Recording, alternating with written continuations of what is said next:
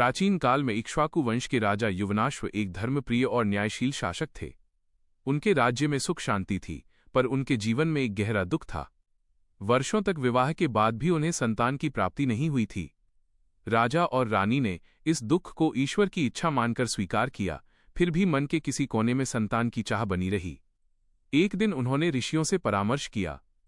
ऋषियों ने पुत्रेष्टि यज्ञ कराने का निर्णय लिया। विधि विधान से यज्ञ संपन्न हुआ और एक पवित्र जल तैयार किया गया, जिसे रानी को पीना था ताकि उन्हें संतान की प्राप्ति हो सके। उस जल को सुरक्षित स्थान पर रख दिया गया। उसी रात राजा युवनाश्व को तीव्र प्यास लगी। अंधकार के कारण उन्हें कुछ दिखाई नहीं दिया। उन्होंने पास रखा वही पवित्र जल समझे बिना पी लिया। किसी को ये अनुमान भी नहीं था कि ये छोटी सी भूल एक अद्भुत घटना को जन्म देगी। कुछ समय बीतने पर राजा के शरीर में असामान्य परिवर्तन होने लगे।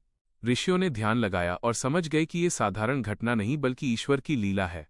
राजा स्वयं गर्भवती हो चुके थे। ये समाचार सुनकर पूरा राज्य आश्चर्य से भर गया। निर्धारित समय पर राजा के शरीर से एक तेजस्वी बालक का जन्म हुआ। देवता भी इस अनोखे जन्म को देखने आए। जब यह प्रश्न उठा कि उस बालक का पालन पोषण कौन करेगा, तब देवताओं के राजा इंद्र ने आगे बढ़कर कहा कि वे स्वयं इस बालक का पालन करेंगे। इसी कारण उस बालक का नाम मंधाता रखा गया। मंधाता बड़े होकर अत्यंत पराक्रमी, धर्मनिष्ठ और न्यायप्रिय राजा बने। उन्होंने पृथ्वी पर धर्म और सत्य का शासन स्थापित किया। उनकी कीर्ति दूर